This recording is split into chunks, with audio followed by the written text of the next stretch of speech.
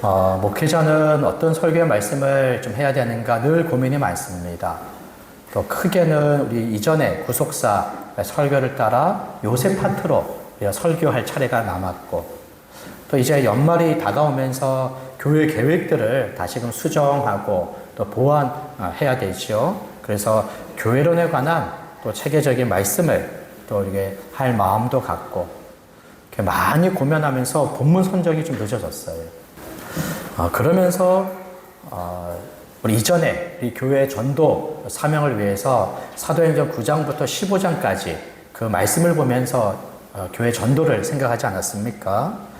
그 전도의 생각에 방점을 찍어야겠다 이런 생각을 했습니다. 그래서 사도행전 말씀에 따라 전도에 관하여 생각하는 것들을 좀 체계적으로 정리해서 교회 안에 복음 전도에 있어서 반드시 우리가 명심해야 할 것, 반드시 우리가 가져야 할 그 생각들을 좀 나누는 것이 좋겠다 생각을 했습니다.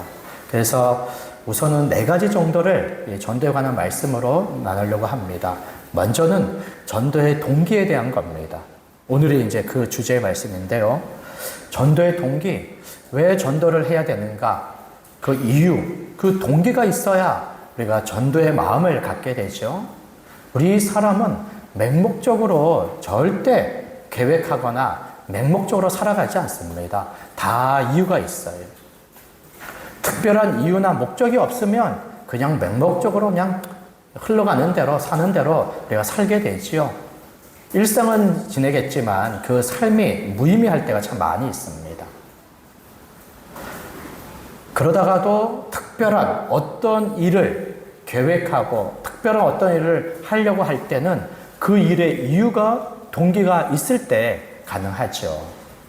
그래서 그 이유와 동기가 가벼운 거라면 가벼운 어떤 일들을 할 것이고, 뭔가 특별하고 거창한 이유와 동기를 가진다면 그에 걸맞는 일들을 하기를 시작할 겁니다. 복음을 전하는 일들을 마땅히 해야 되죠. 그러나 저마다의 이유나 동기는 다를 겁니다. 그 이유가 동기가 없거나 또 아주 희미하다면 좀채 복음 전도의 마음과 생각을 갖지 않을 겁니다.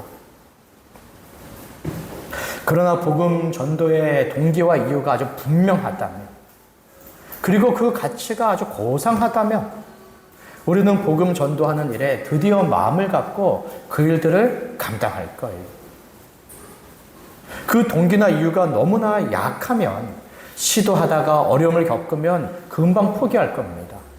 근데 그 동기가 이유가 분명하고 아주 강하면 강할수록 우리는 연약함에도 포기하지 않고 포기하다가도 다시금 일어서서 복음 전하는 일들을 감당하게 될 겁니다.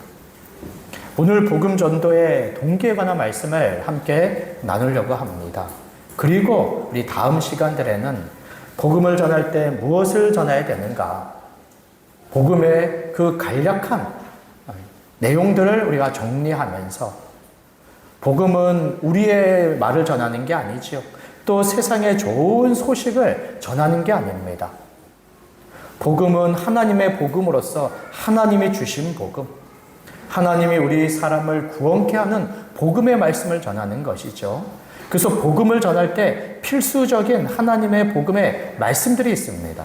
이것을 제쳐놓고 이것을 놓치고 또 그것을 체계적으로 얘기하지 않으면 복음 전도라고 말할 수가 없죠.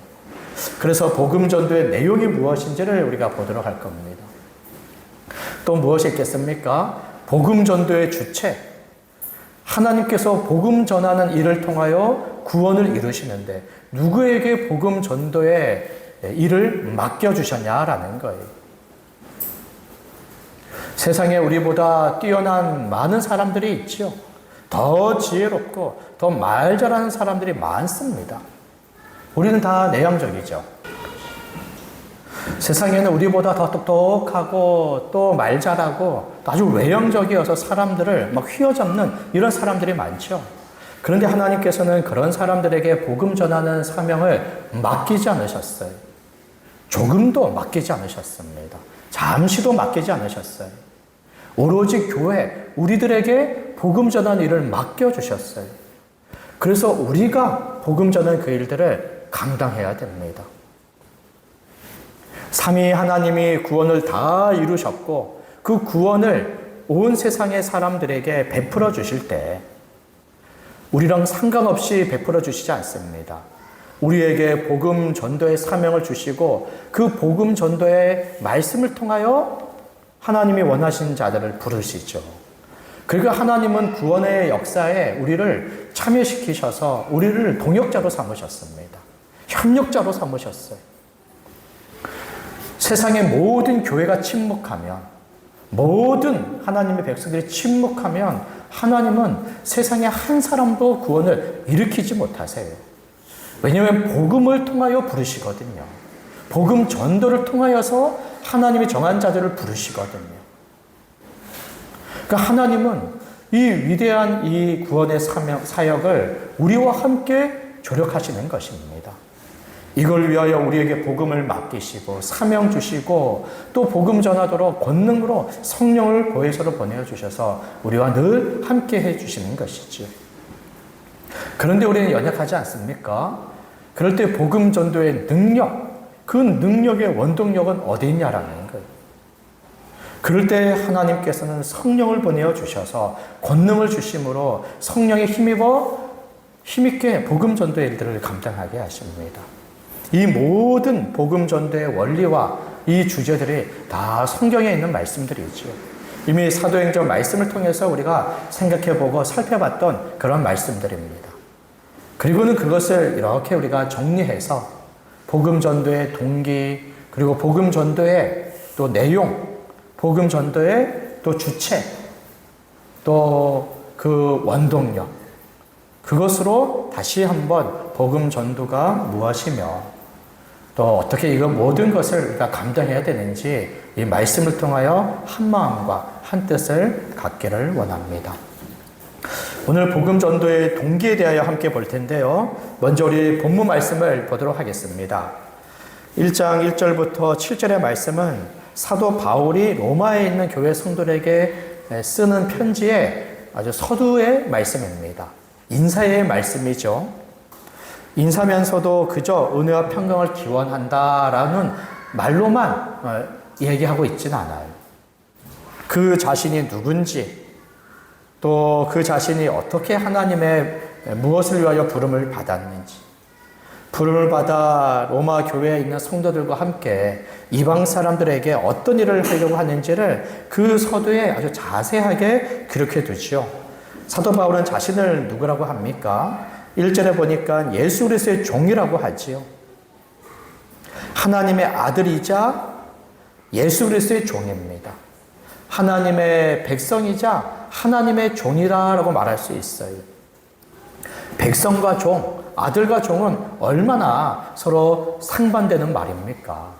근데 이것을 우리가 이제는 충분히 구분할 수가 있죠.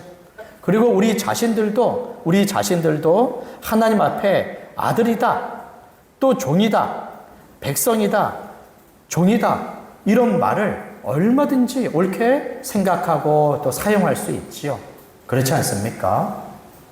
하나님의 아들, 또 하나님의 백성, 예수 그리스도의 제자라고 하는 것은 하나님이 예수 그리스도를 통하여 주시는 모든 복을 받을 자격과 권리가 있다는 것을 바로 말을 하지요.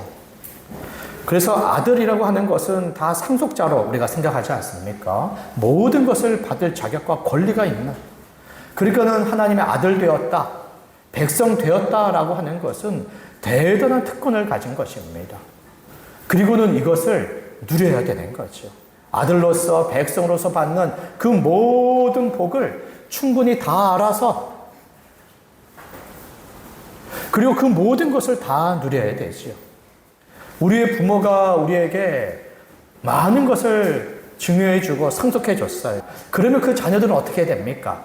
증여해주고 상속해준 게 뭔지를 알아야 되죠. 그러니까는 예수 그리스도를 믿어 하나님의 아들 백성의 그 자격을 얻은 이후에 우리에게 주신 복이 무엇인지를 아셔야 되는 거예요. 알아야 누리는 거죠.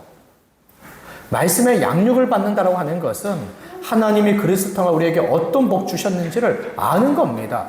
이거 얼마나 수지 맞는 건지 몰라요. 근데 하나님의 말씀을 우리가 안 배웁니까? 그것을 배우기를 싫어합니까? 자기에게 주어지는 복, 이미 주신 복을 차버리거나 그 복을 외면하는 거예요. 누리기를 거절하는 겁니다. 이거 얼마나 어리석어요. 이거 어리석습니다. 세상의 복을 얻으려고 가르쳐 주지 않는 것도 애써서 막 배우려고 애를 쓰는데 하나님이 그리스도 안에서 이미 주신 복을 알지도 못하고 또 관심도 없어서 그것을 누리지 못하는 것은 얼마나 어리석습니까? 이것은 아주 어리석은 행동이에요. 그러지 마세요. 하나님을 아주 실망케 하는 행동입니다. 하나님의 크신 사랑과 희생, 자기 아들을 우리를 위하여 십자가 죽음의 대속에 내어줌으로 구원하셔서 아들을 통해 모든 복 주시는데 그것을 무관심하고 그것을 싫어하고 그것을 거절한다고요? 그리고는 세상에 주는 것으로 지금 만족하려고 한다고요? 그 얼마나 하나님을 싫어하는 일이, 실망시키는 일입니까? 근심케 하는 일입니까? 오히려 세상의 것이 부족하고 적어도 하나님이 주시는 것을 만족함으로 세상을 이기는데 세상에 있는 걸 다 가지지 않아도 이미 하나님의 아들 된 것으로 하나님께 구하면 필요한 것을 주시는데 그런데 어찌 자기 힘으로 세상의 것을 얻어 그것에 만족하여 더 행복하려고 하나님을 외면하고 하나님이 주시는 것을 어떻게 알려고 하지 않습니까? 절대 그러지 마십시오. 더욱더 하나님을 알아가야죠. 그것은 하나님이 베풀어 주시는 은혜의 복을 알아가는 것입니다. 그러면서도 우리는 종이죠. 이것은 아들과 반대되는 종의 신분을 가진 것이 아니라 하나님을 섬기고 또 예수 그리스도를 따르고 순종하는 자로서의 종입니다. 세상에서도 자신의 주인이 누구고 누구를 따르는 것에 따라서 그가 비록 종이고 어느 사람의 수가 있더라도 그것을 대단히 영광스럽게 여기죠. 자기 라인에 그 마지막에 누가 있는지에 따라 자신이 누군지가 결정이 되니까. 그런데 우리의 주는 하나님이시며 우리의 주는 예수 그리스도시라는 거예요. 우리는 그분을 따르는 종이고 그의 말씀에 순종하며 그를 섬기는 종입니다. 이것은 대단히 영광스러운 일이에요.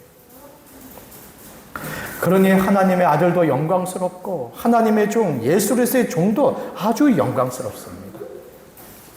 이것을 영광스럽게 여기시기를 바랍니다. 하나님의 아들로서 하나님이 주신 모든 것을 누리기를 원하고 또 하나님의 종 예수 그리스도의 종으로서 기꺼이 하나님을 섬기며 그 모든 말씀에 순종하는 자가 되기를 바랍니다. 다시금 이 자리로 돌아오세요. 아니면 지금 서 있는 그 자리에서 나는 하나님의 아들이 되었다. 나는 예수 그리스도의 종이다. 이것을 믿음으로 외치며 3번 외치며 다시금 아들로서 누리는 삶, 종으로서 순종하고 섬기는 삶을 살기를 바랍니다. 이것이 우리의 자리고 우리의 모양인 것이지요. 그리고 바울은 한 가지 덧붙여서 사도로 부르심을 받았다라고 또 얘기하죠. 그것은 하나님의 복음을 위하여 택정함을 입은 것이고 또 5절도 한번 보세요. 우리가 은혜와 사도의 직분을 받은 것이다. 이렇게 말합니다. 특별히 바울은 모든 종들 가운데 사도의 직분을 받은 사람입니다. 그것은 하나님으로부터 받은 것이죠. 그것은 교회를 위하여 받은 겁니다. 바울은 사도로 부름을 받고 또 사도의 직분을 받아 이제 교회를 위하여 그 직무를 감당하는 자인데 그 모든 것은 하나님의 복음을 위하여 이 모든 부르심과 택함을 입었다고 얘기를 하지요. 그래서 사도로서 직접 계시를 받았고 계시받은 그 복음의 말씀을 전하고 또 세상 사람들에게 가르치는 거죠. 사도의 직분으로서 그는 계시된 복음을 가지고 복음을 전하는 그 일들을 감당했습니다. 그리고는 이 복음을 사람들에게 전함으로 5절 끝에 한번 보세요. 복음을 전함으로 믿음을 갖도록 하고 순종하는 자들이 되도록 복음을 전했습니다. 이렇게 사도 바울은 자기 자신이 누구인지를 로마 교회 성도들에게 설명을 하지요. 그럴 때 여기서 우리가 주목해 볼 것은 바로 5절에 나오는 그의 이름을 위하여라는 요 말입니다. 바울은 예수의 종 또 사도의 부르심을 받아 복음을 전하면서도 복음 전하는 그 모든 일들의 그 이유와 동기의 정점에 바로 그의 이름을 위하여라고 하는 것을 두고 있다라는 것입니다. 이미 앞에 있는 말씀을 통해서도 복음 전도의 이유와 동기들을 많이 생각해 볼 수 있죠. 예수의 종이니까는 하나님께 순종해야 해서, 사도의 직분을 받았으니까는 복음을 전해야 하며, 또 사람들을 구원하도록 하기 위해서 믿어 순종하도록 복음을 전할, 또 사람들로 하여금 복음 전도로 구원을 얻어 7절에 있는 말씀대로 하나님의 은혜와 평강을 더욱더 누리도록 하기 위해서 이렇게 크고 작은 복음 전도의 이유와 동기들이 있지요.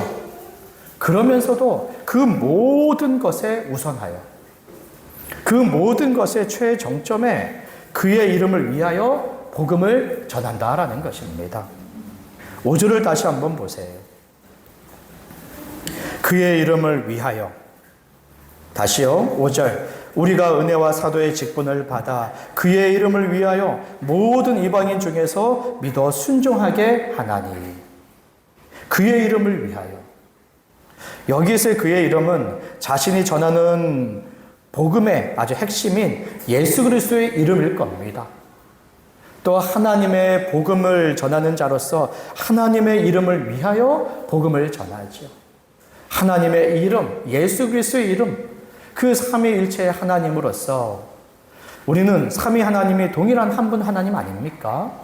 그러기에 하나님의 이름을 위한다는 것과 예수 그리스도의 이름을 위한다는 것은 매 한 가지다라고 말할 수 있습니다. 어찌되었든 사도 바울은 오로지 하나님의 이름, 예수 그리스도의 이름, 그것을 위하여 복음 전도하는 그 일들을 감당했다라는 것입니다. 단순히 사도의 직분을 받았으니까 그것을 하지 않고, 예수의 종이니까 순종해야 되기 때문에 하지 않고, 사람들이 복음 전하며 구원을 얻으니까 그것에만 머물러 행하지 않고, 오직 하나님의 이름과 예수 그리스도의 그 이름을 위하여 복음 전하는 그 일들을 감당했다라고 하는 것입니다. 그럴 때 우리들도 복음 전하는 일에 그 동기와 이유를 우선 여기에 둬야 된다라는 거예요. 오직 하나님의 이름을 위하여, 오직 예수 그리스도의 이름을 위하여 복음을 전해야 된다라는 것입니다. 그럴 때 하나님의 이름과 예수 그리스도의 이름은 어떤 이름입니까? 주기도문의 말씀에 보면 하나님에 대하여 청원하지요. 이름이 거룩히 여김을 받으시오며, 하나님의 이름이 거룩히 여김을 받으시오며, 하나님이 그것을 행하여 받기를 원합니다라고 하나님에 대하여 청원합니다. 그때 그 하나님의 이름은 어떤 이름이었습니까? 거룩한 이름으로서 세상의 수많은 이름과 구별된 이름이죠. 온 세상에 누가 하나님의 이름과 같은 이가 있습니까? 하나님의 이름이라는 것은 하나님 그 자신을 가리키죠. 예수 그리스도 이름이라는 것은 예수 그리스도 그 자신을 가리키죠. 온 세상에 하나님과 같은 이가 있습니까? 온 세상에 예수 그리스도와 같은 이가 있습니까? 같은 하나님, 같은 사람이 있습니까? 오로지 하나님과 예수 그리스도는 세상의 모든 이름과 구별되지요. 그 구별된다는 의미에서 거룩하시다라는 것입니다. 물론 거룩하다라고 할 때 이 거룩은 하나님의 이 성품으로서 의로우시다, 선하시다, 착하시다 라는 것과 함께 하나님은 거룩하시죠. 죄가 없으신 깨끗하신 분으로서 하나님은 거룩하세요. 그런데 여기 하나님은 거룩하시다라고 하는 그 성품을 이야기하는 게 아니라 구별됨을 이야기를 합니다. 세상의 모든 이름과 구별된 하나님. 하나님은 거룩하신 하나님이세요.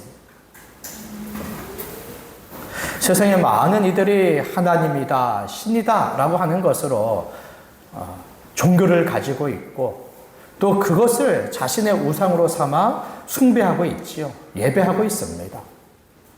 그럴 때 성경에 계시된 하나님은 어떤 하나님이십니까? 그 하나님은 거룩한 하나님으로서 하나님은 창조자 하나님이시며 이미 이것만으로 세상의 모든 것과 구별되죠. 하나님은 창조자로서 유일하신 하나님이십니다. 이 세상의 모든 것들은 창조자 하나님의 짐을 받은 피조물에 불과한 거예요. 창조자와 피조물, 그것은 얼마나 큰 차이가 있습니까? 그리고 창조자 하나님께서는 모든 지혜와 능력을 가지고 하나님이 창조하신 그 목적의 뜻대로 온 세상을 다스리시는 분이십니다. 통치자다, 왕이다, 주다라고 말하지 않습니까? 세상에 어떤 누가 하나님의 지혜와 능력을 가지고 자기 뜻대로 세상을 주관하는 이들이 있습니까? 오직 하나님만이 창조자이시고 주님이 되시죠. 그러기에 하나님은, 그 이름은 세상의 모든 것과 구별된다라는 것입니다. 그리고 하나님의 그 성품과 속성의 모든 것들은 완전하지요. 지혜가 완전하고 그 능력이 완전하고 그 선하심이 완전하고 하나님이 그 뜻대로 행하신 모든 일들이 운행하는 것이 아주 완전합니다. 참새가 어느 가격에 한 아사리온이라고 합니까? 아사리온의 시장에 팔리는 것도 하나님이 주관하신다라고 말하지 않습니까? 우연히 사소하게 벌어지는 모든 일까지도 지금 하나님의 주관 가운데 이루어진다라는 것입니다. 물론 우리는 그 뜻을 헤아릴 필요는 없어요. 하나님이 그 모든 뜻을 우리에게 다 알려주시는 것도 아닙니다. 그저 자연의 법칙과 신앙의 법칙에 따라 또 말씀에 따라 우리는 믿음으로 순응하며 살아가면 되는 것이죠. 하나님의 성품과 속성이 완전하여 그 하나님은 영광 받으시기에 합당한 분이십니다. 말하자면 하나님은 예배 받으시기를 또 찬양 받으시기에 우리의 경배 받으시기에 너무나 합당하신 분이세요. 우리가 찬양하고 경배하고 예배할 때 비로소 그 영광 받으시는 게 아닙니다. 하나님이 가지신 모든 것의 완전함에 하나님은 그 스스로 모든 영광을 받으시죠. 그렇기 때문에 우리가 그 하나님의 영광을 가릴 수 있는 것이 결코 아닐 겁니다. 그저 사람들로 하여금 하나님을 업신여기고 그리고 하나님을 모독받게 할 따름인 것이지, 하나님은 그 스스로 거룩하시고 영광스러운 분이시죠. 그 모든 영광을 스스로 받고 계시는 분이세요. 그리고 우리는 그것을 더욱더 청원하는 것이죠. 하나님은 거룩하신 하나님으로서 하나님은 영광스러우신 분이십니다. 하나님 그 영광을 더욱더 받기를 원하십니다. 라고 하나님에 대하여 이것을 청원하는 것이 우리의 주기도문의 한 대목이라고 말할 수 있습니다. 그리고 예수 그리스도의 이름, 그분은 또 어떤 분이십니까? 사람으로 이 땅에 오실 때 그는 너무나 초라한 분이셨어요. 너무나 누추한 곳에 오셨습니다. 그의 인생의 겉모양은 이 흠모할 만한 것이 아무것도 없는 그런 이였어요. 공생애를 시작하기 전까지 어떤 누구도 그를 하나님이라고 생각하지 않고 그리스도라고 전혀 생각하지 않았어요.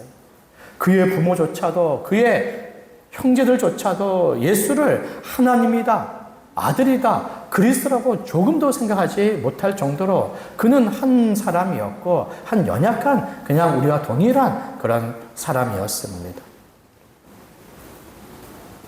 그러나 예수 그리스도가 하나님의 구속의 모든 뜻을 십자가에 이루신 이후에, 고난받고 죽임당하신 그 이후에 하나님은 예수 그리스도를 어떻게 대우하셨습니까?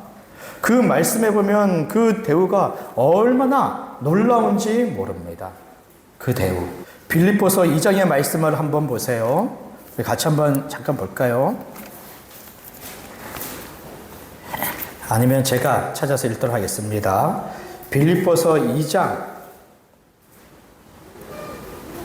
6절부터 11절입니다.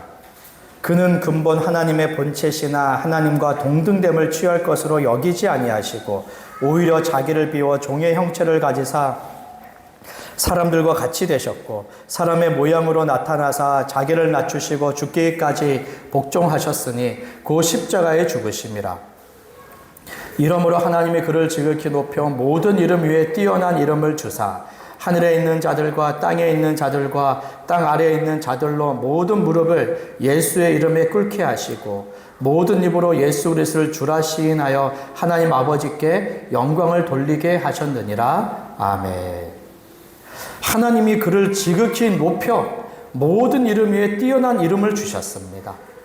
하늘과 땅 모든 만물의 그 이름이 예수 그리스도 앞에 무릎 꿇게 하셨어요.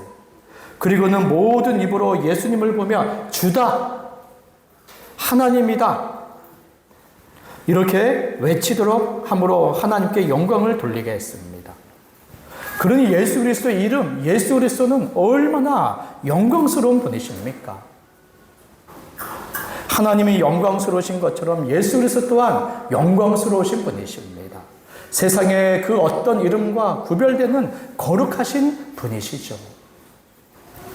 천사들은 하나님을 향하여 거룩하다, 거룩하다, 거룩하다 이렇게 외치며 하나님을 찬양했습니다. 또 하나님은 예수 그리스도를 주로 높여 영광받게 하셨죠. 그리고는 온 세상으로 모든 사람들이 하나님을 또 예수 그리스도를 주로 여기며 하나님을 예배하고 예수 그리스도께 모든 영광을 돌리게 하셨습니다. 그러나 누가 하나님을 예배합니까? 누가 예수 그리스도에게 그 영광을 돌립니까? 죄에 범하여 하나님을 떠난 사람들은 죄에 오염되어 타락하고 부패함으로 하나님에 대하여 무지함으로 하나님을 알지 못하고 그 영광을 생각하지 못해요. 그러니 마땅히 돌려드려야 하나님의 영광을 찬양하거나 예배하지 않습니다. 알지 못하여 예배하지 않을 뿐만 아니라 예배하기를 싫어합니다. 좋아하면 가만히 있겠어요? 사람들은 다 자기 좋아하는 일을 하고 살잖아요. 그의 아들 예수 그리스도도 마찬가지죠. 그가 누구신지에 대하여 무지하기 때문에 도무지 예수 그리스도에게 나오지 않고 예수 그리스도를 주다 그리스도다라고 고백하지 않고 찬양하고 영광을 돌리기를 싫어합니다. 그리고는 세상에 자신의 하나님으로 삼은 자신의 주로 삼은 온갖 우상들에 절을 하고 예배하고 거기에 순종하고 거기에 온통 마음을 주고 사랑하며 살아가고 있지 않습니까? 그런 자들 가운데 어찌 하나님의 예배 받으시고 영광 받으시겠어요? 그래서 하나님께서는 하나님을 예배하고 영광 받도록 어떤 이들을 택하고 어떤 이들을 정하여 자기의 아들로 삼고 구원을 베풀어 하나님을 옳게 깨달아 알아 하나님을 예배하도록 하시는 것입니다. 이런 말씀이 에베소서에 나와 있지 않습니까? 에베소서 1장 3절부터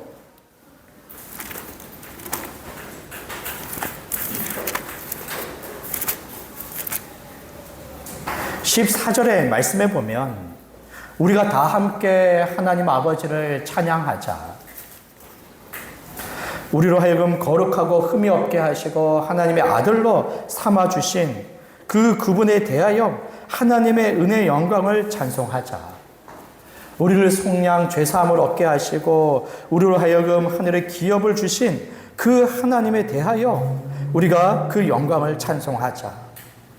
복음을 믿고 성령을 받아 우리에게 주실 그 기업이 약속되어 있고 그것을 반드시 우리에게 얻게 하시는 그 하나님을 찬송하자라고 말하지 않습니까? 이 모든 구원의 은혜를 베풀어 주신 것은 바로 이 찬송, 예배를 위해서다라고 말을 하는 것이지요. 전에는 우리는 도무지 하나님을 알지 못하고 하나님을 예배하던 자들이 아니었습니다. 교회를 다니면서도 거듭나지 않으면, 교회를 이렇게 다니면서도 회심하지 않으면,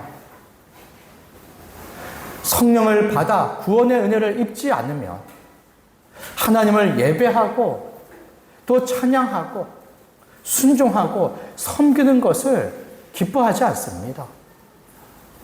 그것을 즐거워하지 않아요. 또 그 일들에 힘쓰지 않습니다. 약하여 하나님을 잘 섬기지 못한다고요? 약하여서 하나님의 말씀에 잘 순종하기 어렵다고요? 약해서 복음 전도하기 힘들다고요? 어떤 일들은 그럴 수 있겠어요. 하나님을 예배하는 것도 아주 힘듭니까? 하나님을 예배하기 힘들 정도로 그렇게 약합니까? 그것은 약함의 문제랑 좀 거리가 있지 않나요? 시간과 문제와 거리가 있지 않습니까? 얼마든지 하나님을 예배하는 자리에 참여할 수 있고 조금의 시간을 낼 수 있고 그때 기뻐함과 즐거움으로 하나님을 찬양할 수 있잖아요. 이 예배조차 하지 못한다면 다른 어떤 일도 하지 못할 겁니다. 예배에 마음이 없다면 어떤 일에도 그 마음이 없을 거예요. 전에는 예배에 마음도 없고 하나님을 알지 못하고 전혀 예배하지 않았던 우리들을 하나님께서는 우리를 구원하시고 성령을 주시고 새 마음을 허락하셔서 하나님을 알고 기뻐하고 즐거워하고 하나님을 예배하게 하시는 것이지요. 그러면서 단지 이 예배 드릴 뿐만 아니라 자기의 인생 전체를 걸쳐서 나는 이제 하나님의 이름을 위하여 하나님을 위하여 삽니다 라고 고백하는 거죠. 그리고는 그 고백에 따라 일상생활을 하나님의 이름과 그 영광을 위하여 살아가기를 시작하는 거예요. 이제 막 살아가기를 시작하니까 자충우돌할 수 있죠. 이제 막 살아가기 시작하니까 가지자와 같이 왔다 갔다 할 수 있습니다. 자기 안에 그러한 이 욕심도 남아있고 세상의 유혹도 있고 또 악한 풍속, 보고 듣는 것들이 늘 둘러싸여 있어서 실수와 잘못할 수도 있지요. 그러면서도 그 중심은 자신의 인생관, 가치관, 세계관, 자기의 인생의 계획의 궁극적인 목적은 하나님의 이름을 위하여 그 영광을 위하여 살아가는 것은 바뀌지 않는다라는 거예요.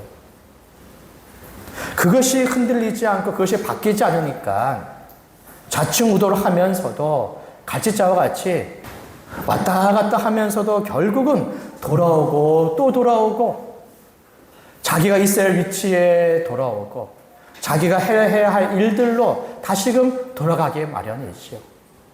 왜냐하면 하나님의 구원의 은혜를 받아 하나님을 알므로 하나님을 예배하며 또 하나님을 위하여 살아가기를 결심한 자이기 때문에 그렇습니다. 이제 우리의 인생의 목적이 그 이름과 그 영광을 위하여 살아가는 것이죠.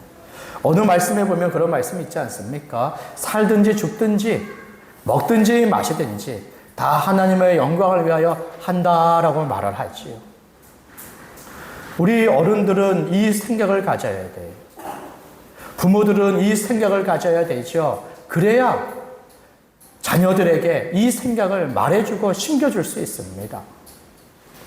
공부가 인생의 목적이 아니고 좋은 직업을 갖는 게 그 목적이 아니고 그 모든 것은 네 마음대로 다 해도 좋지만 모든 것의 목적은 하나님과 그 영광을 위하여 해야 된다는 것을 알려줘야죠.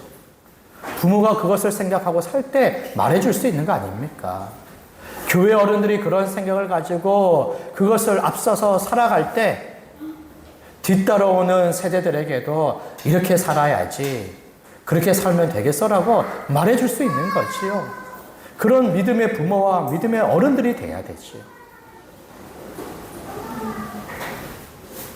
그리고는 하나님과 그 영광을 위하여 살아가는 자녀와 그리고 다음 세대들이 이어져서 가정을 하나님의 가정으로 세우고 교회를 하나님의 교회로 계속해서 세워나가는 거 아닙니까?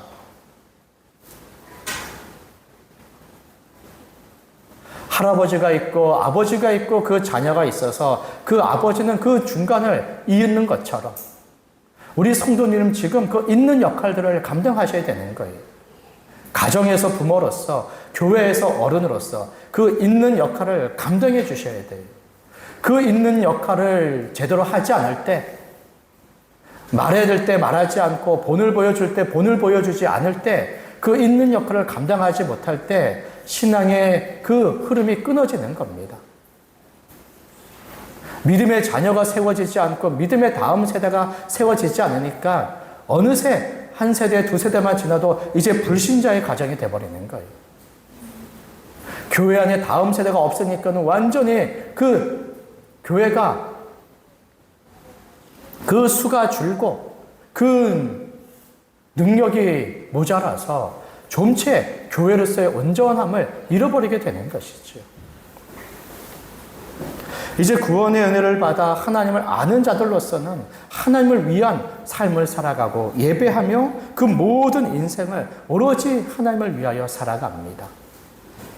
모든 것이 그러하다면 복음 전하는 것도 마찬가지예요. 복음 전하는 우선적인 목적은 바로 하나님의 이름과 그 영광을 위해서입니다. 그래서 세상의 모든 사람들이 하나님을 알므로, 예수 그리스도를 알므로, 믿어 순종함으로 예배하고 그 영광을 돌리기를 원하는 거죠. 하나님이 우리에게 원하셨던 것처럼 세상의 모든 사람들에게도 동일하게 원하지 않겠습니까? 하나님을 예배하고 영광 돌리는 삶을 우리가 옳다라고 여기는 것처럼 세상 사람들도 이러한 삶을 살아가는 것을 당연히 옳게 여겨야 되겠지요. 그래서 하나님을 예배하는 사람들은 하나님의 영광이 온 세상의 모든 사람들에게 충만하도록 모든 사람들에게 하나님과 예수 그리스도의 이름을 전하기를 원하는 거예요. 진실하고 참된 예배하는 사람들이 온 세상에 예수 그리스도의 이름, 그 복음을 전하는 전도자가 됩니다. 예배자가 아니면 복음 전도자가 되지도 못해요. 예배자가 아니면 복음 전하는 거, 그것을 중요하게 생각하지 않습니다. 자기도 중요하게 여기지 않는 그 이름, 자기도 예배하지 않는 하나님의 영광을 어찌 세상 사람들에게 그것을 전하고 요구할 수 있습니까?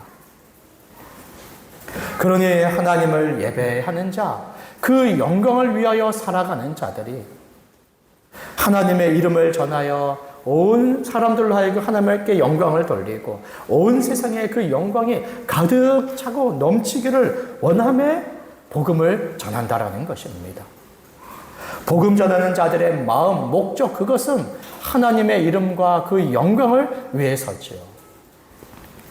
많은 사람들이 하나님께 돌아와 예배하도록 하기 위해서인 것입니다. 이러한 사람들은 하나님의 이름, 그 복음의 말씀을 옳게 전하려고 힘쓰고 애씁니다. 잘못된 하나님의 이름을 전하고 잘못된 하나님의 말씀을 전하면 세상 사람들이 옳게 믿겠습니까? 올바로 하나님을 예배하겠습니까? 전혀 그렇지 않죠. 하나님의 이름, 예수 그리스도의 이름이 저기 문선명이다. 또 누굽니까? 이만이다. 세상에 어떤 이고 어떤 가르침이다라고 하면 사람들이 그 가르침에 따라 창조자이자 주님이신 유일하신 그 하나님을 예배하겠습니까? 그 예배를 다른 이들에게 돌리겠지요. 온 세상에 다른 이름의 영광으로 가득 차겠지요. 그러니 온 세상에 하나님의 이름과 그 영광이 가득 차기를 원하는 사람들은 그 두려움과 떨림으로 하나님의 복음을, 여기 1절에 얘기하는 것처럼 사도 바울이 하나님의 복음을 위하여 부름을 받은 것처럼 하나님께 계시받은 그 복음, 주와 그리스도이신 예수 그리스도의 복음만을 전하기를 당연히 힘쓸 것입니다. 그래야 사람들이 하나님께 영광을 돌려드리기 때문이지요. 이런 자들은 세상의 사람들이 하나님의 이름을 모르는 것에 분노합니다. 세상 사람들이 하나님의 이름과 그 영광을 잘못 알고 잘못된 영광을 돌리는 것에 분개하죠. 그 모든 것에 하나님이 질투하시는 것처럼 하나님의 영광을 바라고 그 영광을 사모하는 자들은 하나님을 잘못되게 알고 잘못 예배하는 모든 사람에 대하여 질투하는 마음을 가지고 있어요. 이 분노하는 마음을 가지고 있어요. 그러면서 무례하게 사람들에게 따지고 멱살 잡고 따지면서 왜 그러냐라고 우리가 손가락질하면서 그 사람들을 무시하는 태도를 우리가 취하지 않지만 그 마음의 그 질투와 분노감을 가지고 더욱더 그 사람들에게 옳게 하나님을 전하려고 하고 그 사람들로 하여금 하나님의 대상을 바꾸어 옳게 하나님을 예배하도록 하기를 간절히 원한다라는 것입니다. 사도 바울의 마음 안에는 이런 마음이 있지 않았겠습니까? 그가 사도행전 말씀, 아마 우리도 그 말씀을 봤던 것 같은데 아테네라고 하는 곳에 갔을 때 수많은 사람들이 많은 우상들에게 절하는 것을 봤어요. 많은 우상들을 섬기며 절하는 그 사람들 중에는 혹여나 자기들이 빠뜨린 신이 있을까 싶어서 어떤 신상을 만들어 놓고는 그 앞에 알지 못하는 신이라고 이름을 지어 놓고는 그 앞에서도 사람들이 절을 했어요. 사도 바울이 저들을 보면서 그 마음에 아주 비통함을 가졌습니다. 그 모든 것에 질투하시는 하나님에 대한 그 마음을 가지고 아주 분노했어요. 그리고 그곳에서 그 모든 사람들에게 옳게 하나님을, 예수 그리스도를 전하기를 시작했던 것이죠. 그럴 때 하나님의 은혜와 성령의 능력 가운데 어떤 이들이 사도 바울이 전하는 복음의 말씀을 듣지 않았습니까? 그리고 돌아와서 하나님께로 돌아오고 그리고 하나님의 구원을 입어 예배하는 자들이 되었어요. 사도 바울의 마음 안에는 사람들로 하여금 하나님께 돌아와 예배하며 그 영광을 돌리게 하는 마음, 그리고 그릇된 진리와 그릇된 예배에 대한 분노하는 그 질투하는 마음에 이 복음 전도를 쉬지 않고 포기하지 않고 그 모든 것들을 감당했던 것이죠. 그 사도 바울의 심정을 우리가 가져야 된다는 거예요. 사도 바울의 오직 그의 이름과 그의 영광을 위하여 복음 전도하려는 그 생각을 우리가 가져야 된다는 거예요. 이렇게 복음 전도의 마음과 생각을 가진 자들은 그 스스로 하나님을 예배하고 영광을 돌리는 것을 포기하지 않습니다.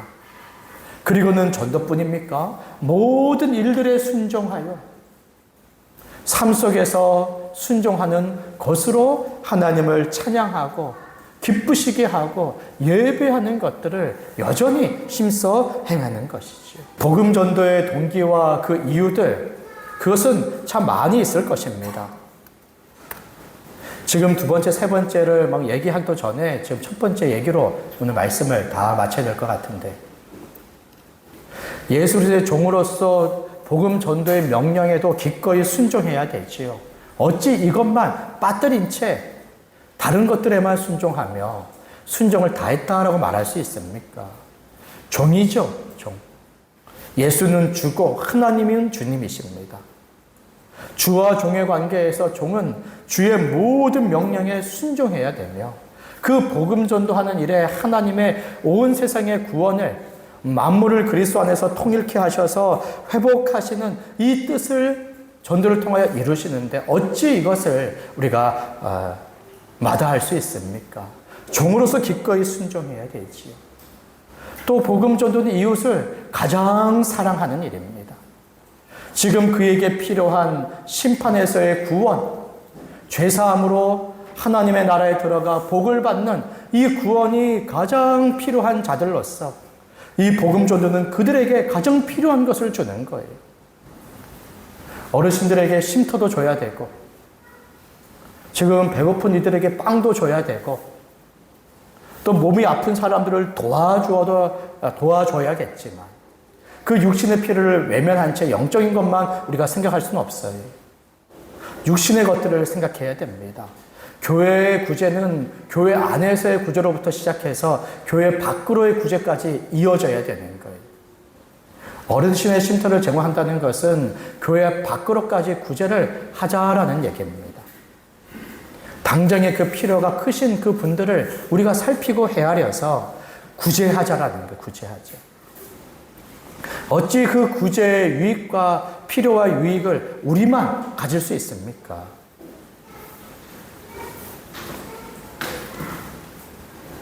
이것에 함께 하세요.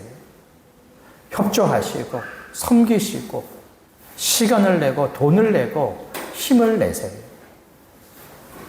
구제가 그저 맨입에, 그냥 맨손에 그냥 다 됩니까? 말로만 됩니까? 전혀 그렇지 않죠. 이웃을 사랑하라는 그 계명에 따라 우리 안에 구제가 이루어지고, 밖으로 구제가 이루어져야 되지요. 그 육신의 필요를 외면하면 안 됩니다. 옆집에 아이가 울면 도와줘야죠. 그러나 저들의 가장 큰 문제와 가장 큰 공경과 가장 큰 필요는 지금 하나님의 진노의 손에 붙들려 있다는 거예요. 하나님이 그 진노의 손을 놓아주지 않으시면 저들은 영원한 형벌 가운데 그들은 살아가게 될 겁니다. 영벌에 처해져서 영원한 그 고통에 살아가게 될 것이죠. 저들에게 필요한 궁극적이고 또 근원적이고 총체적이고 영원한 필요는 바로 구원입니다. 무엇으로 구원합니까? 하나님의 복음, 예수 그리스도의 복음으로 구원하지요. 저들의 가장 필요인 구원을 위하여 복음을 주는 것은 저들을 가장 사랑하는 겁니다. 가장 사랑하는 거예요. 종으로서의 순종, 또 이웃 사랑으로서 저들의 가장 큰 필요를 주는 이러한 동기가 있지만 여기에서도 우리가 마음을 먹고 우리의 생각을 우리가 붙잡아 둘 수 있지만 그러나 우리의 가장 먼저 최대의 동기는 바로 하나님의 영광을 위하여 우리 안에 넘쳐나는 하나님의 영광이 온 세상의 모든 사람들에게 넘쳐 흐르도록 우리는 모든 사람들에게 복음을 전해야 합니다. 그저 착한 행실들로만 하나님의 영광을 돌려드리는 것이 아닙니다. 우선적으로 우리는 하나님의 복음의 말씀을 전하는 이 말을 통하여서 하나님이 누구신지를 알게 하고 그 하나님을 인정하여 예배하며 영광 돌리게 하는 이 복음 전도의 일, 그것을 우리가 기꺼이 감당해야 되지요. 존 스토트라는 우리 복음주의, 우리 신학자, 목회자는 그 복음 전도라고 하는 한 책의 그 원제목을 침묵하는 죄, 이런 제목으로 정했어요. 침묵하는 죄. 그것은 어느 한 사람이 아니라 우리들의 침묵하는 죄라는 거죠.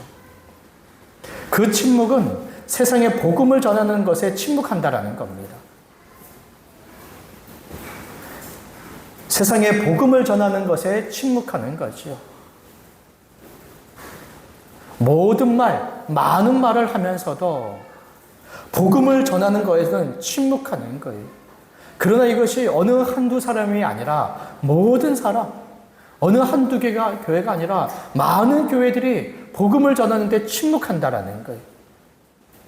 복음을 전하는 그 일에 입을 열어본 적이 있습니까? 복음을 전하기 위해서, 말하기 위해서 사람들을 찾아간 적이 있습니까? 복음 전하는 말을 하기 위해서 사람들에게 더욱더 착한 행실을 막 보인 적이 있습니까? 복음을 더욱더 잘 설명하기 위해서, 알아듣지 못하는 사람들에게 더 잘 설명하기 위해서 진땀 흘려가며 그렇게 실랑이를 한 적이 있습니까? 많은 사람들이 복음 전하는 것에 침묵하면서 날마다 하나님께 죄를 짓고 살아간다라는 것이죠. 사도 바울은 무엇이라고 얘기를 했습니까? 부득불 이 복음을 내가 전하지 않으면 내게 화가 있다라고 했습니다. 죄로 말미암아 하나님의 심판의 진노의 화가 아니겠죠. 하나님의 책망일 것입니다. 하나님의 영광을 위하여 복음을 전하도록 하시는 이 하나님의 크신 뜻과 또 특권과 또 은혜 속에 복음을 전하지 않으면 화가 있다라고 하는 그 심정을 가지고 오직 하나님의 영광을 더럽히고 또 하나님이 아닌 것이 인정되고 예배가 되는 온 세상에 대한 분노와 그 질투심을 가지고 복음 전도의 마음을 가지고 이것에 우리가 열정을 내야 할 겁니다. 이것에 더 이상 나이를 이야기하지 마세요. 이것에 더 이상 경험을 말하지 마세요. 이것에 있어서 더 이상 이런저런 이유를 얘기하지 마세요. 그것은 지금 복음을 전한다는 것은 하나님을 예배하고 영광을 돌려드리는 그것이 이 땅에 차고 넘치게 하는 우리의 마음과 상관이 있는 것이지 우리의 연약함과 시간과 체력과 건강과 그 어떤 세상의 일과도 우리는 비교할 수 없는 일입니다. 내 마음에 하나님을 위하고 그 영광을 위하는 마음이 있는가? 그 마음이 있다면 이제라도 우리는 일어서서 복음을 전할 자를 찾아 우리가 복음을 전하려고 할 겁니다. 어쩌면 저도 좀 그런 날이 오겠습니까? 이런 마음이 너무나 뜨거워서 세상의 모든 사람들에게 내가 복음을 전하겠다라는 마음으로 선교사로 나갈 일이 있을까요? 지금 그 마음이 있느냐라는 겁니다. 그 마음과 생각, 그 태도, 하나님의 이름의 영광 받기를 원하시는 우리 스스로 예배할 뿐만 아니라 모든 사람들이 하나님을 예배하며 하나님의 영광 받도록 하시는 그것에 우리의 마음을 두고 이것을 오래 생각하며 묵상하며 우리의 마음에 깊이 자리 잡도록 우리가 해야 되겠습니다. 그러면 언제든지 우리의 복음 전도의 마음을 지킬 수 있고 잊었다가도 다시금 생각하고 포기했다가도 다시금 우리가 힘을 내어 이 일을 감당할 수 있을 것입니다. 여기에 우리 모두가 한 마음과 한 뜻을 갖기를 바랍니다. 우리 이 시간 우리 같이 기도하도록 하겠습니다. 파란 하늘 햇살 가득 아버지 사랑이 샬롬의 문을 여신의 저 방향 넘어 다시 약속의 땅으로 산소망 우리에게 주신 내 사랑을 모아